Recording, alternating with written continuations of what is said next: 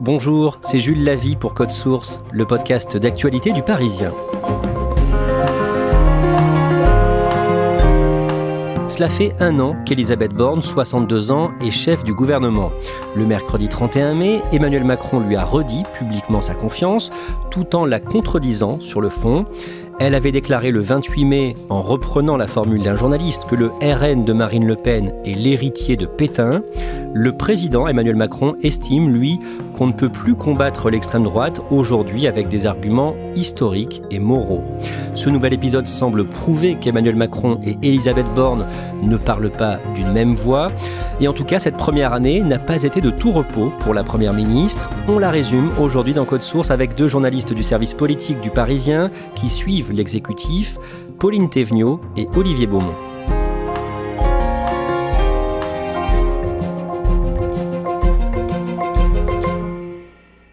Pauline Théveniot, le mardi 10 mai, vous allez prendre un avion, un Airbus A330 de la République française avec Elisabeth Borne. Vous allez la suivre dans un déplacement à La Réunion.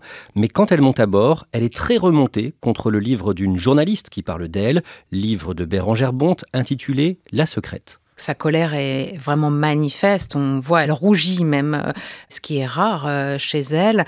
Elle est très en colère parce que c'est une biographie et donc ça revient sur des épisodes de sa vie très douloureux pour elle, le suicide de son père. Il y a aussi l'évocation de problèmes de santé, de sa vie familiale, un passage sur son orientation sexuelle. Et ça, elle considère, Elisabeth Borne, que ce sont des limites à ne pas franchir. Je la cite, ce sont ses mots à ce moment-là.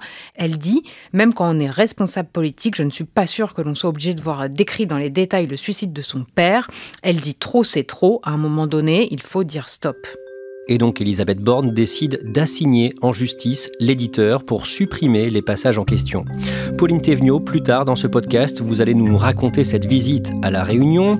Mais d'abord, vous allez nous résumer la première année d'Elisabeth Borne au poste de Premier ministre avec Olivier Beaumont.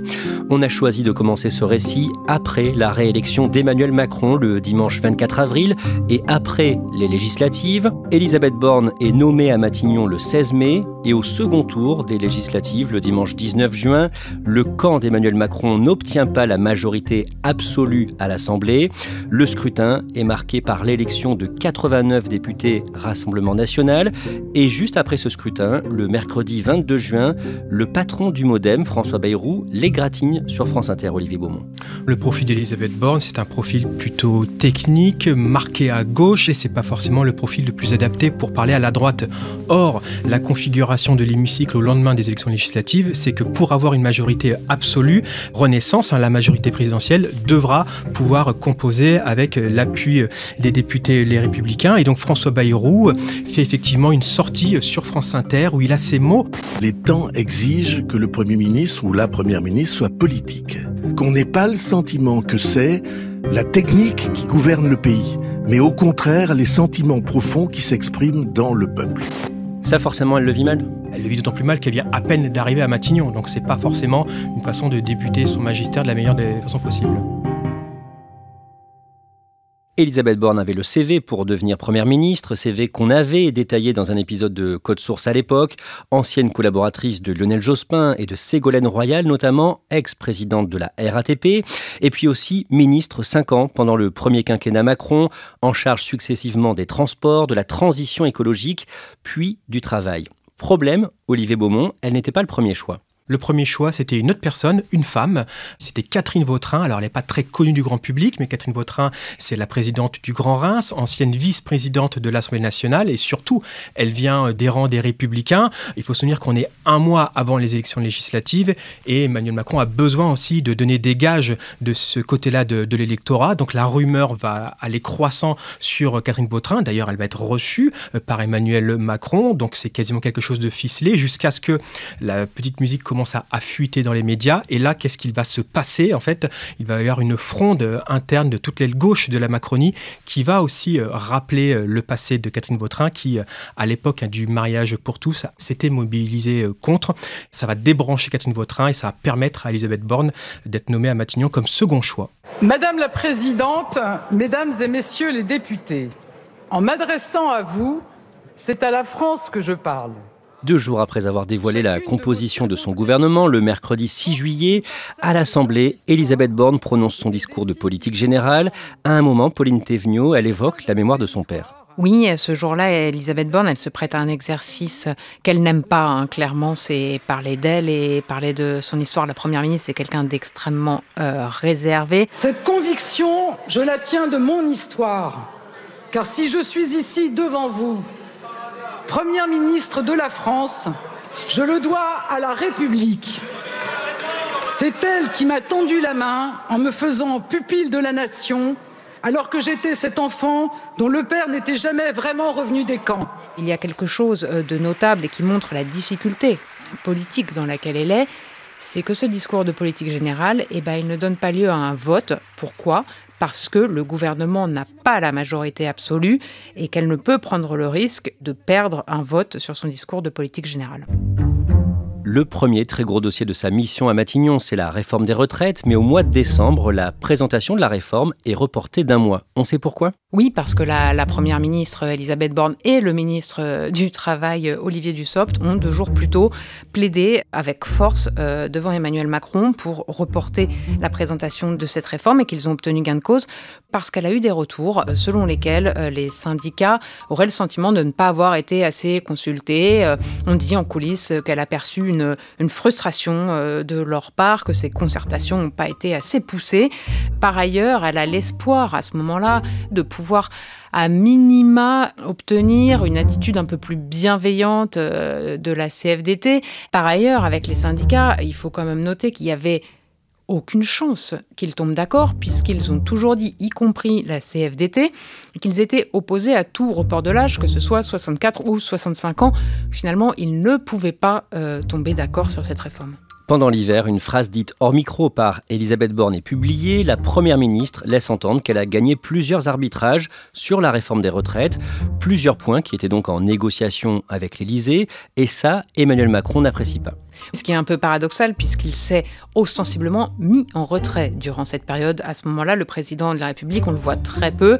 Il n'intervient pas dans le débat public sur les retraites, sauf par une communication indirecte. Et par ailleurs, il fait très peu de déplacements de terrain. Néanmoins, il ne goûte guère l'idée que sa première ministre se targue d'avoir obtenu des arbitrages. Et pourtant, c'est le cas. Il faut relever que Elisabeth Borne, elle a gagné des petites batailles internes, notamment sur le fait d'entrer dans le match avec un report de l'âge légal à 64 ans et non 65 ans comme initialement prévu. Et puis, on le disait à l'instant, le report de la présentation de la réforme.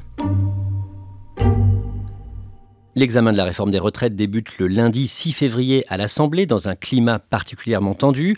Olivier Beaumont, les 2 jours qui suivent, les mardis 7 et mercredi 8 février, vous passez 2 journées pleines avec la Première ministre au moment de la 3e journée de mobilisation contre la réforme des retraites. Comment est-ce qu'elle vit cette pression ? Alors avec Elisabeth Borne, c'est toujours difficile d'évaluer comment elle vit les choses parce qu'elle a une attitude corporelle qui manifeste assez peu de choses. Ce qui est sûr, c'est qu'elle a été marquée par le début de l'examen du texte la veille dans l'hémicycle où il y a eu quasiment des scènes de chaos généralisé. Il faut se souvenir qu'au moment où Olivier Dussopt commence son discours, il y a tellement de brouhaha et d'invectives dans l'hémicycle que la séance est suspendue. Nous y sommes. Monsieur le ministre, on va suspendre 5 minutes le temps que certains collègues laissent le gouvernement s'exprimer. Elle est frappée par ces images et effectivement, lorsque j'ai l'occasion de la suivre pendant ces 48 heures à Matignon, c'est aussi le jour où il y a une manifestation, une mobilisation dans toute la France contre la réforme des retraites.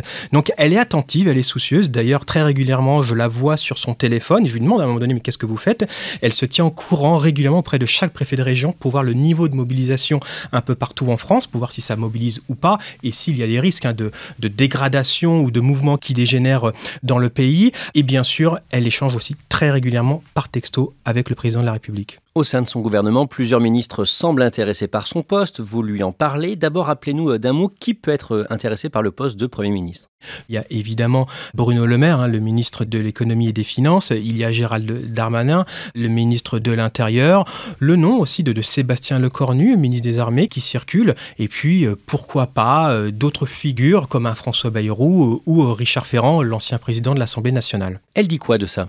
Ça l'amuse, d'ailleurs, à chaque fois qu'on la titille un peu sur le sujet. Alors, elle a toujours sa vapoteuse près de la bouche, et puis elle fait à chaque fois l'étonnement. Elle fait « Ah bon ?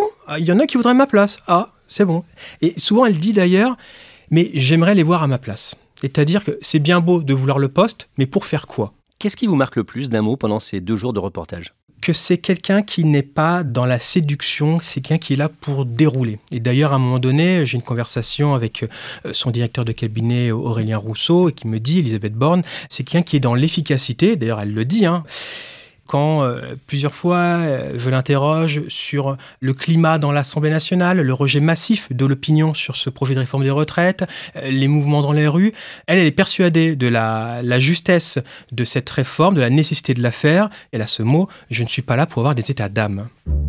À l'approche de la fin de l'examen du projet de loi prévu le jeudi 16 mars, Emmanuel Macron consulte à l'Élysée à plusieurs reprises Elisabeth Borne et ses principaux ministres pour savoir s'il va soumettre le texte au vote des députés ou bien si la réforme va passer sans vote grâce à l'article 49.3 de la Constitution. Par sécurité, le président choisit finalement cette deuxième option, mais clairement, Pauline Thévenoud, Elisabeth Borne était contre un passage en force. Alors, Elisabeth Borne, pour elle, qui veut se faire le chantre du dialogue social, de la négociation, c'est quasiment renier ses engagements et ce dont elle veut faire une des marques de sa personnalité politique. Il faut savoir qu'elle est déjà à ce moment-là aussi usée par les 10 49.3 qu'elle a dû dégainer pour faire passer le budget de l'État et le budget de la sécurité sociale à l'automne. Il faut savoir que cette décision, elle s'est jouée dans les toutes dernières minutes, si bien que le gouvernement arrive même en retard en séance. Et là où on ne peut pas dire qu'elle a été contre la méthode adoptée, c'est que dans les toutes dernières réunions d'arbitrage, entre le 49.3 et le risque de perdre un vote, elle se range bel et bien à l'option du 49.3 en disant même au président de la République « Si je dois être infusible, eh bien, j'endosserai ce rôle ». La parole est à Madame la Première ministre. Et le jeudi 16 mars, donc, Elisabeth Borne monte à la tribune de l'Assemblée pour défendre à la fois ce choix de passer par le 49.3 et cette réforme.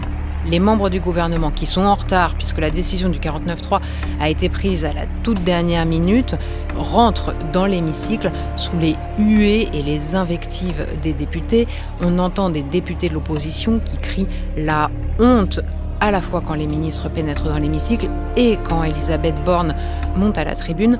Comme toujours avec Elisabeth Borne, elle laisse très peu transparaître ses émotions. Elle est assez impassible.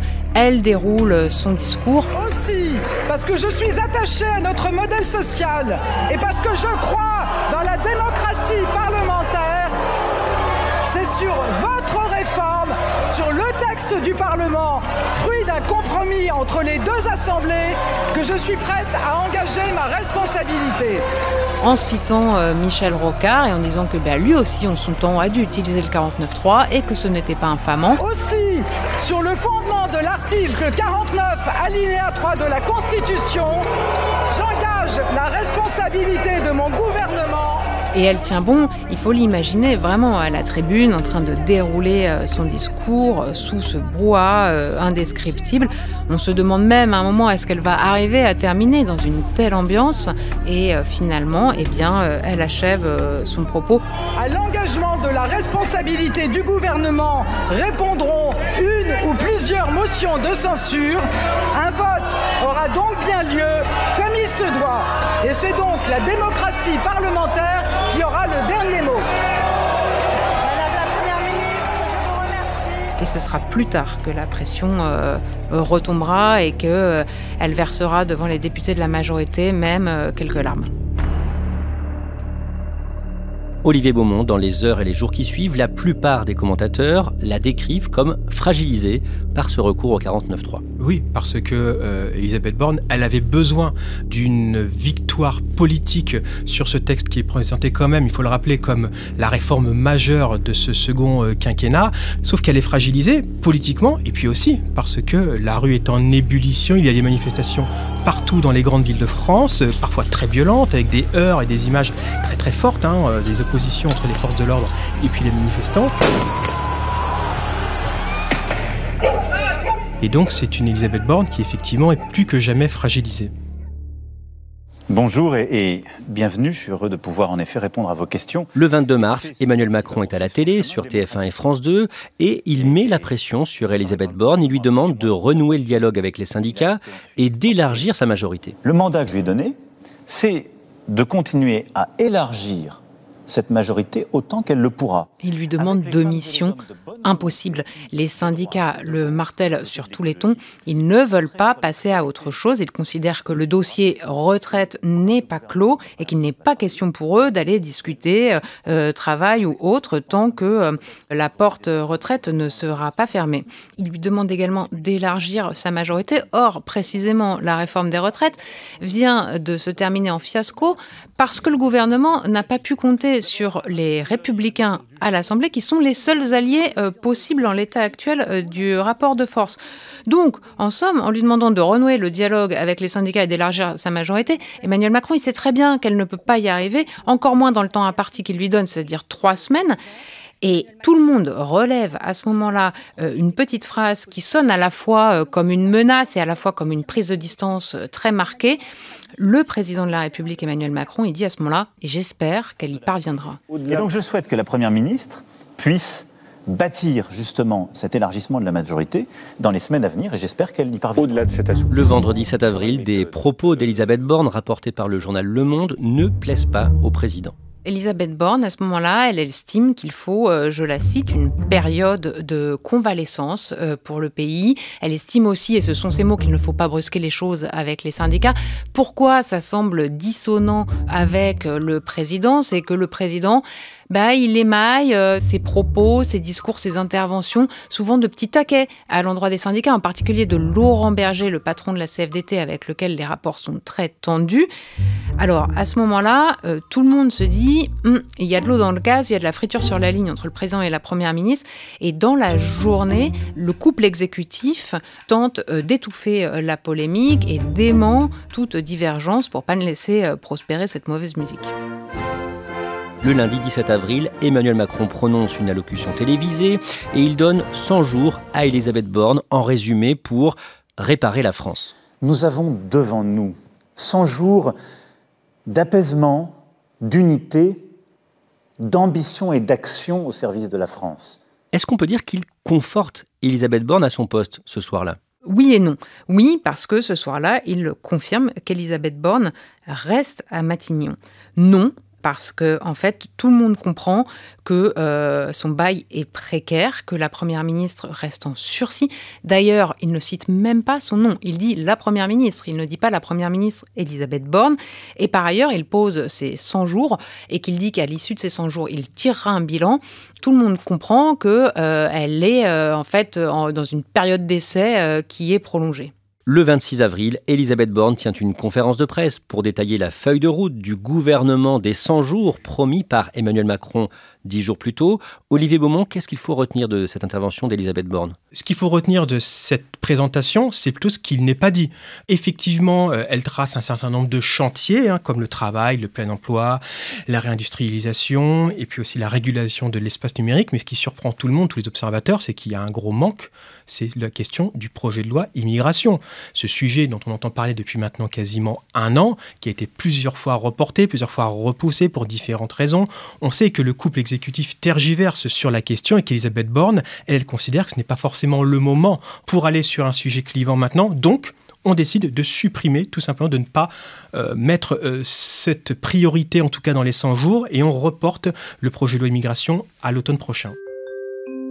Le mardi 10 mai, Elisabeth Borne prend l'avion pour rallier La Réunion. C'est son premier déplacement en Outre-mer depuis son arrivée à Matignon, il y a donc près d'1 an. On en revient au début de cet épisode de Code Source. Pauline Thévenoud, vous êtes avec elle dans l'avion. Et quand elle arrive sur place, elle doit soigneusement éviter les manifestants. Oui, et ce sera le cas tout au long de son déplacement. Elle ne sort pas de l'aéroport par la porte principale, mais par une porte plus discrète pour éviter les manifestants. Certains étaient arrivés là à 4 heures du matin pour être sûrs de pouvoir taper sur des casseroles à son arrivée. dès qu'elle va quelque part, il y a des manifestants. Elle en vient même à utiliser une technique éprouvée par Emmanuel Macron, qui est celle de la visite surprise, c'est-à-dire qu'elle s'arrête à un moment donné au débeauté, ce qui est quelque chose qu'elle assume totalement. À ce moment-là, elle nous explique que, elle considère que ce sont des gens avec qui il n'est pas possible de parler, qui ne veulent pas le débat, et que donc, elle continuera, et l'exécutif et le gouvernement également, à trouver les moyens pour se déplacer en les esquivant. Il y a eu un moment dans son déplacement où elle avait 200 mètres à faire entre un rendez-vous qu'elle avait avec des élus locaux pour parler logement et un rendez-vous qu'elle avait à la mairie, c'était dans la ville de Saint-Pierre. Et à ce moment-là, elle prendra sa voiture pour parcourir ces 200 mètres, alors même qu'elle avait prévu de faire ce chemin à pied et qui devait passer notamment par un marché. À un moment de cette visite à La Réunion, Pauline Thévenoud, vous assistez à une scène surprenante. On est à l'Observatoire de physique et de l'atmosphère de La Réunion. Il faut imaginer un bâtiment qui est sur un promontoire au milieu de montagnes magnifiques, et il y a une terrasse qui est en balcon au-dessus du vide. Elisabeth Borne, son premier réflexe, c'est de vouloir aller voir la vue, parce que c'est un endroit absolument sublime. Et donc, elle sème toute la petite délégation officielle qui l'accompagne, et elle fonce vers ce balcon. Ce qui déroute et ce qui prend de court à tous ceux qui l'accompagnent, qui se demandent ce qu'elle fait là. Et là, elle leur lance avec l'humour caustique dont elle sait faire preuve en privé.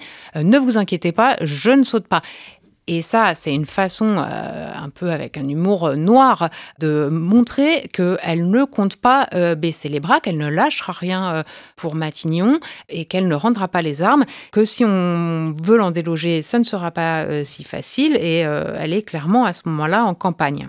Le mardi 16 mai, le jour marquant les 1 an de son arrivée à Matignon, et le lendemain, Elisabeth Borne reçoit les syndicats de salariés pour reprendre contact suite à la réforme des retraites passée sans vote. Le dimanche 28 mai, Elisabeth Borne est l'invitée d'une longue interview sur Radio J, la première radio juive de France, et à un moment, le présentateur l'interroge sur le Rassemblement national de Marine Le Pen. Est-ce que vous voyez dans le Rassemblement national un parti républicain, ou est-ce que vous y voyez toujours le parti héritier de Pétain ? Vous savez, moi, je ne crois pas du tout à la normalisation du Rassemblement national. Je pense qu'il ne faut pas banaliser ces idées. Ces idées sont toujours les mêmes. Alors, maintenant, le Rassemblement national y met les formes, mais je continue à penser que c'est une idéologie dangereuse. Héritier de Pétain ? Oui, également héritier de Pétain. 2 jours plus tard, Emmanuel Macron recadre Elisabeth Borne suite à cette déclaration. Oui, ça se passe en Conseil des ministres, et le président de la République, lors de son propos, où il évoquait à un moment donné les résultats des dernières élections législatives en Espagne, où l'extrême droite a fait une percée assez importante, c'est l'occasion pour lui de rappeler la stratégie à adopter face au Rassemblement national, une stratégie qui consiste à l'attaquer, là je cite ces mots, sur le réel, sur le concret, c'est-à-dire sur son programme économique, dénoncer aussi ses alliances avec certains partenaires pays européens, et une façon de dire aussi qu'il faut sortir des postures, des arguments moraux. Il faut finir avec les arguments des années 90, je cite le président, et là, il ne la cite jamais nommément, il ne la regarde pas, mais on voit très bien à quoi ces attaques, cette allusion en tout cas, fait référence. Ça fait référence aux propos qu'a tenu Elisabeth Borne l'avant-veille sur Radio J, effectivement, quand elle compare le Front National à un héritier de Pétain. D'un mot, comment c'est perçu par les ministres présents ? Ils sont assez sidérés. Parce qu'elle ne réagit pas du tout. Certains d'ailleurs ont du mal à saisir l'allusion, pensent que non, c'est pas elle qu'il visait, mais d'autres le voient très bien. Et d'ailleurs, pour avoir échangé avec plusieurs membres du gouvernement à la sortie du Conseil des ministres, certains m'ont même dit le président lui a envoyé un scud.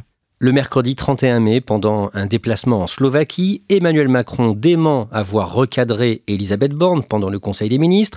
Il lui renouvelle sa confiance et il répète, en résumé, ce qu'il a dit pendant le Conseil des ministres. On ne peut plus battre dans nos démocraties l'extrême droite simplement avec des arguments historiques et moraux. D'abord parce que cette extrême droite s'est transformée, et ensuite parce qu'elle a beaucoup d'électeurs aujourd'hui qui ne votent pas pour cette histoire, mais votent parce qu'ils se disent au fond, on n'a pas encore essayé cela, et ce qu'ils nous proposent paraît séduisant. Il faut répondre au concret, parce que on produit du malheur quand on annonce des fausses promesses. Et donc le combat contre l'extrême droite est aussi un combat au réel, au concret. Pour être clair, factuellement, le président a donc bien dit en Conseil des ministres ce que le Parisien en a rapporté, mais il affirme qu'il ne s'agissait pas d'un recadrage de la Première ministre. contrairement à l'impression de plusieurs personnes présentes dans la salle et contrairement à notre analyse de la situation. Pauline Thévenoud, Élisabeth Borne reste aujourd'hui sur un siège éjectable ? Oui, plus que jamais. D'ailleurs, ce recadrage du président au Conseil des ministres, ça a clairement été vu comme une nouvelle preuve qu'elle est sur ce siège éjectable. Au sein du gouvernement, certains se sont même dit c'est une façon pour le président de sonner le glas du couple exécutif. En somme, d'annoncer et finalement d'ambiancer un peu tout le monde sur l'idée qu'il va s'en séparer. On n'en est pas là, on n'a aucune certitude à l'heure où on se parle sur ce que fera le président dans les prochaines semaines, mais clairement, Élisabeth Borne est dans une situation politique extrêmement difficile et inconfortable. Merci à Pauline Thévenoud et Olivier Beaumont. Code Source est le podcast quotidien d'actualité du Parisien. Un nouvel épisode chaque soir de la semaine. N'oubliez pas de vous abonner sur une application audio pour nous retrouver facilement. Cet épisode de Code Source a été produit par Raphaël Pueyo, Thibault Lambert et Emma Jacob. Réalisation, Julien Moncouquiol.